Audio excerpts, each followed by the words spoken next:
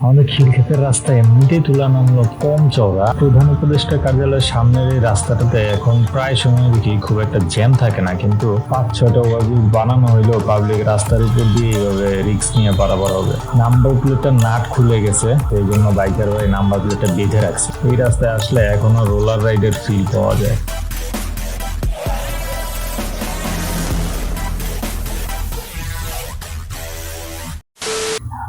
আসসালামু আলাইকুম everyone and welcome to Nasim tube. আশা করি সবাই ভালো আছেন। আমাদের খিলক্ষেতের রাস্তা এমনিতেই তুলনামূলক কম চওড়া, আর এখন রাস্তা কাটার পর যে কি একটা অবস্থা সেটা দেখতেই তো পাইতেছেন। খুবই ভয়াবহ একটা অবস্থা। পাশাপাশি 2টা অটোরিকশা যাইতে কষ্ট হয়, আর কোনো গাড়ি আসলে লাগে জ্যাম। তো যাই হোক, এগুলা আমাদের নিত্যদিনের সঙ্গী। আমি এখন মূলত বের হয়েছি, যাবো একটু নারায়ণগঞ্জ। এই অটো মামা দীক্ষা ঘুরাও। তো যাবো নারায়ণগঞ্জ, তার আগে আমার একটু কেনাকাটা আছে, এই জন্য সামনে একটা 99 শপ আছে, সেটা থেকে একটা ওয়াটার বোতল কেনা লাগবে। এই যে 99 শপ, বাইক এখানেই রাখি, আর ভিতরে গিয়ে দেখি ভালো কোনো ওয়াটার বোতল পাই কিনা। না, ওই যে সিলভার কালার এটা।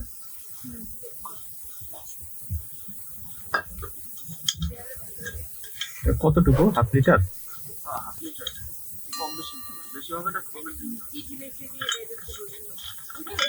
গরম থাকবে কতক্ষণ? শুধু পানি। গরম থাকবে কোনটা?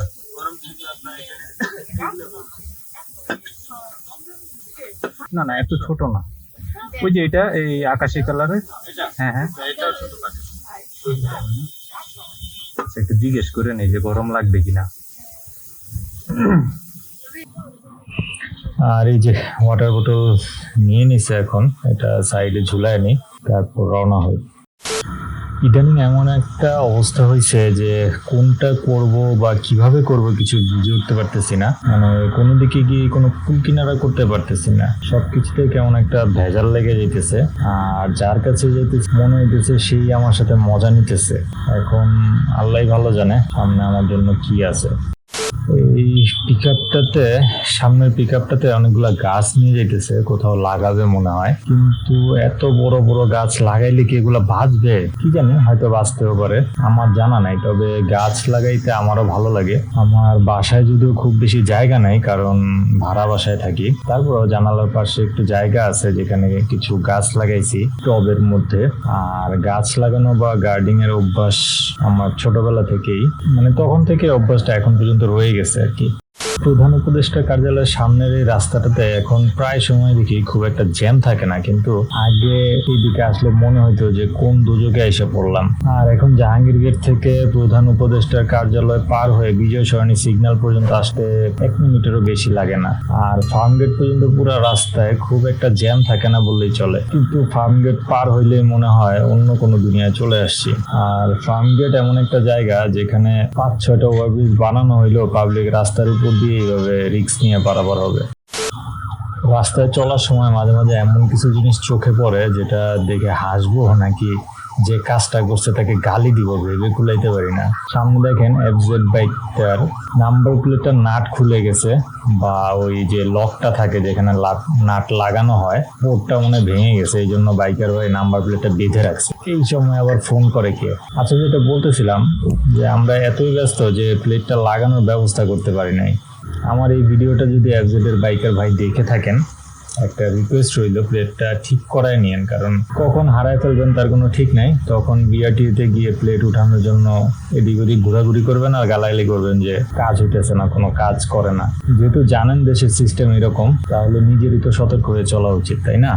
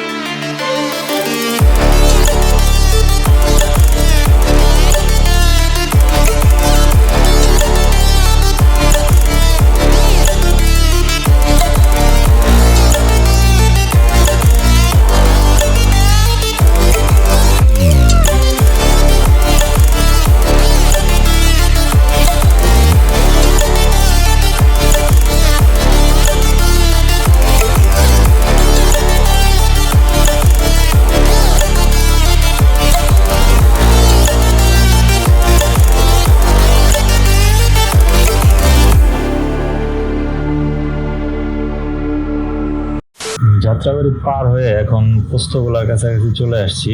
আর এই রাস্তাটাতে এক্সপ্রেসওয়েতে চলার একটা ফিল পাওয়া যায়। চওড়া রাস্তা, কোনো জ্যাম নাই, সিগন্যাল নাই, পছন্দ মতো বাইক রাইড করা যায়। আর এখন 4টা বেজে গেছে, সকাল থেকে প্রায় কিছুই খাই নাই, ক্ষুধাও লাগছে মারাত্মক। যাত্রাবাড়ি ফ্লাইওভারে ওঠার আগে ভাবছিলাম কিছু খেয়ে নেব, কিন্তু ওইখানে যে পরিমাণ জ্যাম দেখলাম তাতে আর ওখানে দাঁড়ানোর সাহস করি নাই। আর এখন তো বাসার কাছাকাছি চলেই আসছি, বাসায় গিয়ে খাওয়া দাওয়া করব।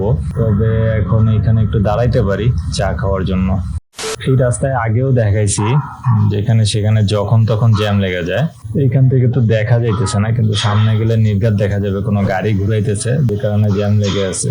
এই যে দেখেন, বলছিলাম না কারণ এইটাই।